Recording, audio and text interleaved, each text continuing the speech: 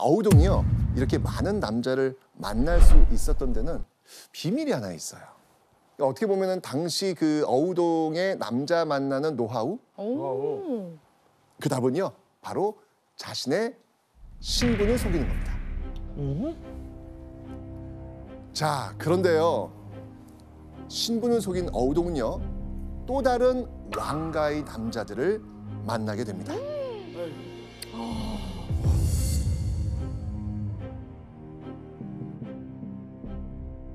자, 보겠습니다. 네. 태종의 형이죠. 정종 쪽으로 연결이 됩니다. 정종의 이제 아들들이 이제 연결이 될 거 아닙니까? 어우동의 새로운 남자는요, 남편과 같은 학렬의 시아주버니 수산수 이기였던 것이죠. 즉 정종의 증손자였던 것입니다. 이번에 수산수 이기와 어우동이 만난 날은 어떤 날이었을까요? 바로 단오날입니다. 단오날. 단오날. 이 곱게 차려입고 그네를 타러 나간 이 어우동을 보고요, 역시 수산수 이기가 한눈에 반해버립니다. 그리고는요, 이 어우동 곁에 있는 여종에게, 또 여종이 또 이게 또 알아서 전달 잘하지 않습니까? 이 여종에게 그 왜 춘향 전에 그 몽룡이가 향단이한테 이게 물어보듯이 야, 저기 저 여인 뉘짐이 여자냐? 이렇게 물어본 거예요. 여종이 뭐라고 대답을 했을까요? 아, 저 여인이요, 내금이 첩입니다. 하급 군인의 첩. 양반집 딸이라니까요, 이 어우동은요. 그런데 지금 속였네요. 속였네. 자, 이러면 종친이 생각할 때 하급 관리의 첩? 그러면 내가 좀 어떻게 종친이니까 결국 이렇게 연결이 되었고 둘은 또 사랑을 합니다. 오. 이거 근데 이거 진짜 그 사랑과 전쟁 같은 드라마 사랑하는데. 그 대본 같지 않습니까? 이거 네. 지금? 자, 그런데요, 문제가 또 있어요. 왕가의 사위와 만남을 가집니다.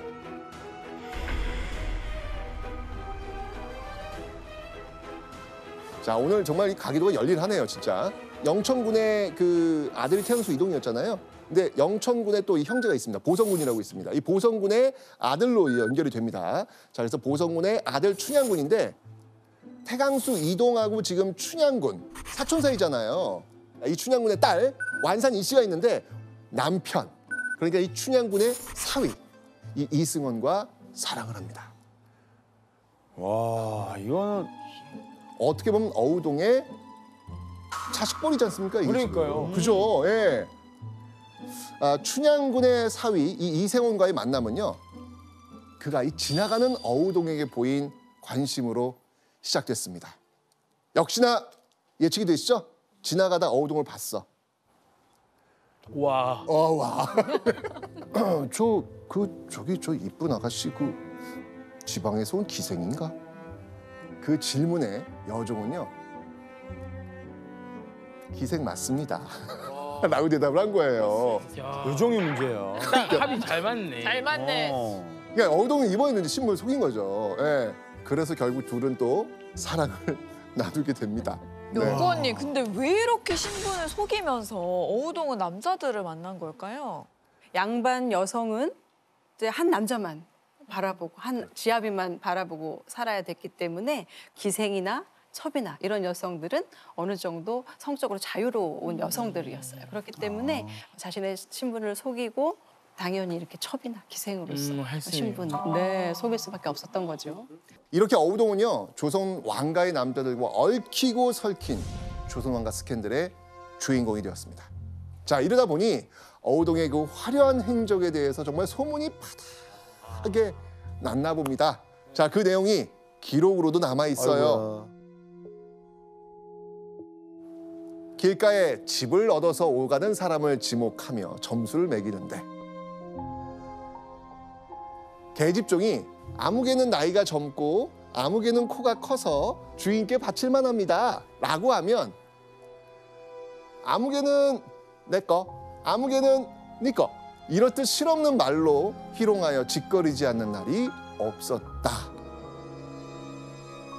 자, 그렇게 이 조선시대 금지된 자유연애를 즐기던 어우동. 결국 의금부로 끌려가는 사건이 벌어집니다. 의금부? 아세요? 모르세요? 고문당하고. 네, 뭐 경찰 느낌? 사법기관. 맞습니다. 맞습니다. 아유, 좋아, 잘하네요. 이 의금부는 어떤 곳이냐면 조선시대 특수수사기관으로서 왕명에 따라 중대한 범죄에서 수사, 추국, 재판을 담당했던 그런 곳입니다. 1480년 6월이었죠. 의금부로 한 남자가 끌려오게 됩니다. 어우동의 저고리에 그 아리따운 러브레터를 남겼던 그 남자. 아이고야. 아이고. 방산수 인한. 그가 끌려왔습니다. 태강수 이동의 부인과 방산수 인한이 불륜에 근친상간했다는 사실이 결국 알려지면서 조정은 빨칵 뒤집혀집니다. 자, 그런데 이때 이 방산수 인한과 함께 불륜을 저질렀던 이 어우동은 이미 도망을 친 상태였습니다. 어우동이 도망갔다는 말을 듣고요. 성종, 화가 머리 끝까지 났습니다. 죄가 중한 것을 스스로 알고 도망했다니 끝까지 추포하라. 아, 성종 화나죠. 의금부에 붙잡혀온 이 어우동은요. 취조를 받게 되는데 이때 어우동 과연 어떤 반응을 보였을까요? 그러지 않았을까요? 그냥 제가 안 다가갔는데요. 먼저 저한테 왔는데요. 일단 이 어우동은요. 묵비관. 묵비관. 네, 묵비관. 왜냐면 그녀는 아직 종친의 아내였고 또 사대부 여성이니까 혐의가 없으면 풀릴 수도 있지 않을까라는 어떤 그런 일만의 기대, 이런 기대를 가지고 있었던 거예요. 참고 있죠. 그렇죠. 이렇게 했던 것이죠. 그런데 이 분위기가 심상치 않게 돌아갑니다. 어우동이 간통하고도 사실을 숨기고 죄를 자백하지 않으니 청컨대 형벌을 가하고 국문하시옵소서. 자, 이렇게 지금 국문하소서 이런 얘기 나왔어요. 과연 어우동은 고문 앞에서 입 꾹 닫고 억울하다고 말했을까? 아니면 자백은 하되 이 간통 상대를 줄여서 말했을까? 궁금한데. 둘 다 여의치 않는 것 같아요. 그렇죠. 그런데요. 어우동은 선택합니다. 자신이 만난 남자들 이름하여 어우동 리스트 모두 밝힙니다. 낱낱이 밝힙니다. 와. 어우동이 왜 이렇게 쭉 자백을 했을까요? 바로 감옥에서 마주친 방산수 인한 때문이었습니다. 감옥에서 맞아. 예전에 감동이 많은 간부로 인하여 중죄를 받지 아니하였으니 너 어우동도 사통한 바를 숨김없이 있는 대로 다 이야기하면 중죄를 면할 수 있을 것이다. 그러니까 옛날에 감동이라는 여성이 간통을 했음에도 불구하고 죄를 많이 받지 않았다. 예전에 보니까 그런 일 없었어. 그러니까 불어. 면할 수 있다고. 근데 혹시 감동이라는 사람도 궁금하지 않으세요? 예. 네. 이 유감동이라는 여인은 어떤 여인인지 한번 알아보도록 하겠습니다.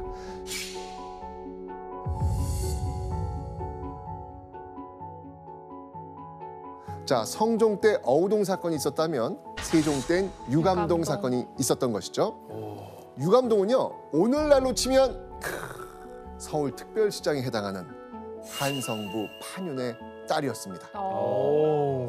그리고 남편은요, 강원도 평강현을 다스리는 고을 사또님이셨습니다. 그러니까 그녀 역시 어우동처럼 아주 지치 높은 그 양반대 규수라는 것이죠.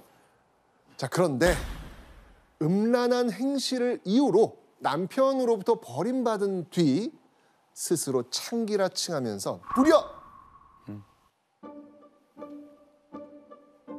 네. 4명? 4명. 40명. 40명? 네. 40명이요? 네. 자, 이 당시 조선시대 모든 형률은요, 명나라의 법전 대명률에 의해 결정된다라고 해도 과언이 아니었죠. 자, 그리고 이 대명률에는요, 간통죄를 어떻게 처벌해야 되는지의 규정 분명히 있습니다. 한번 보도록 하겠습니다. 무릇 합의해서 가늠하면 장 80대. 남편이 있어. 그럼 장 90대. 유혹해서 가늠하면 장 100대. 한 것 자체로도 그냥 80대는 일단 맞네요. 자, 그런데 양반의 경우에는요. 이렇게 일반인과 똑같은 형률을 적용하면 이거 기강이 서지 않는다. 양반은 더 책임이 있어야 된다. 그래서 더 엄하게 처리하는 그런 관행이 있었습니다. 양반 여성이 간통을 했을 경우에는요. 이렇게 장형으로 다스린 뒤에 관비로 만들거나 또는 유배를 보내는 것이 일반적이었습니다. 관비는 말 그대로 관가에서 일하는 여종. 그러니까 노하고 비가 있어요. 노는 남자종, 네. 비는 여자종을 얘기해요. 그래서 이 유감동은요. 대명률에 따라서 이렇게 장형을 받은 이후에 변방에 있는 관아의 여종, 관비로 보내지게 된 겁니다. 그러니까 비록 사면을 받더라도 한평생 이 여종으로 살면서 영원히 그 죄에서 벗어나지 못하도록 했던 조치였죠. 그런데요, 이마저도요, 8개월 후에 이 관아의 여종이 되는 대신 먼 지방에 유배되는 사건으로 결국은 마무리가 됩니다. 유배로. 네.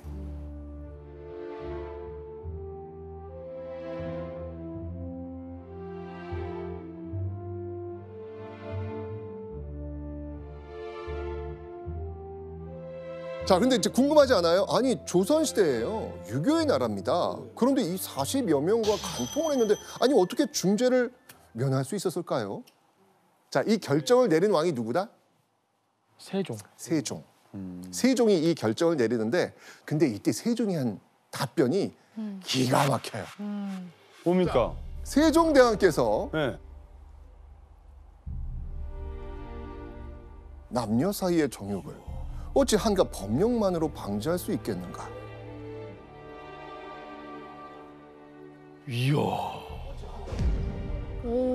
쉽게 얘기하면 뭐예요? 자, 뒤로 가겠습니다. 성급수를 할게요. 네. 53년 뒤 의금부에 갇혀 있는 어우동 이세로 한번 다시 와보겠습니다. 자, 이 어우동은요 유감동과 같은 그런 결말을 바라면서 어우동과 관계했던 그 남자들을 죄다 실토한 겁니다. 자, 그런데 이게 상황이 세종대랑 다르네. 이 어우동의 이 충격적인 이 자백이 쫙 나오자 조정이 난리가 난 거예요. 와. 난리가 난 거예요. 자, 어떤 이유가 있는지 한번 보도록 하겠습니다. 첫 번째 이유. 어우동과 관계한 남자들의 숫자가 너무 많아요. 그 숫자는 무려 17명. 17명. 그래도 17명이면 17명. 자, 이 관계에 따른 남자들이 막 굴비 엮듯 나오는 모습을 보고 조정에서는요 이런 얘기까지 나왔습니다. 이 음란하고 방탕한 것이 몸을 파는 천한 기생과도 같구나. 이런 얘기가 나올 정도였습니다. 지체 높은 이 종친의 아내이자 양반가의 딸이 수많은 남성과 이 부도덕한 행위를 했다? 야, 이거는 뭐... 자, 그런데요. 어우동의 간통이 더 충격을 준 이유 두 번째는 장소였습니다. 장소? 장소? 네. 사랑을 나눈 그 네. 정을 통한 그 장소의 대범함. 그 장소가 너무 충격적이었습니다.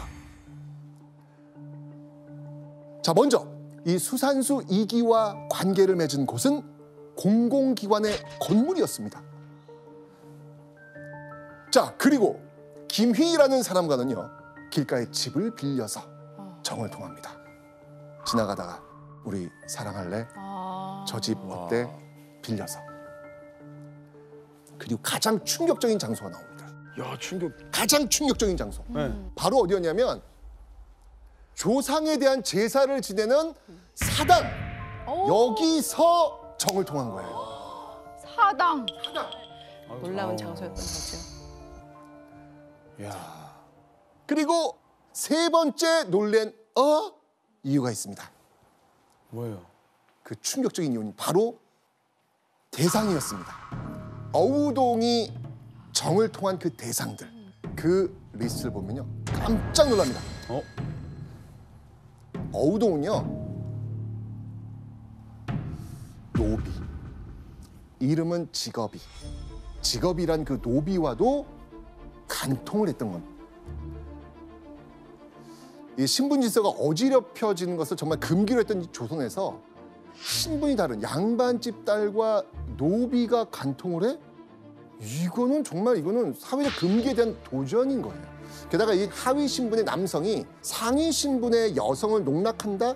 이거는요, 지배층의 권위에 대한 위협으로 받아들일 수밖에 없었던 것이죠. 결국 어우동이 이 신분을 가리지 않고 사랑을 나눴다는 것은요, 조선의 기본 이념을 무시한 행동이었고, 그래서 더 큰 문제가 되었던 겁니다. 자, 이러면서 이 조정 대신들은요, 사형파와 장형파로 나뉘어서 팽팽히 맞서게 됩니다.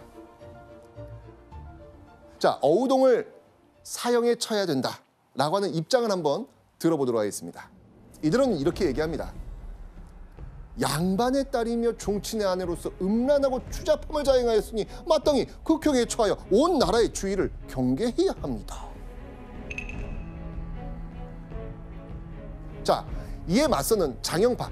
이들은 이렇게 얘기합니다.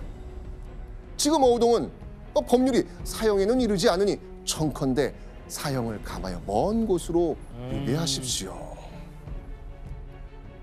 정말 쉽사리 의견이 좁혀지지 않는 가운데 성종은요, 이 어우동 문제를 45일 뒤에 다시 논의하기로 합니다. 45일 고민을 많이 됐구나. 자, 그런데 사실은요, 성종은요, 45일이라는 시간을 줬지만 그 결과가 어떻든 간에 이미 마음속에는요, 어우동을 죽이려고 했습니다. 어우동은 음란함이 지나쳐 거리낌 없이 자기 마음대로 행하였는데 이런데도 죽이지 않는다면 후세인들은 어떻게 깨우치게 하겠느냐. 의금부에 명하여 사유를 해하려 아뢰게 하라.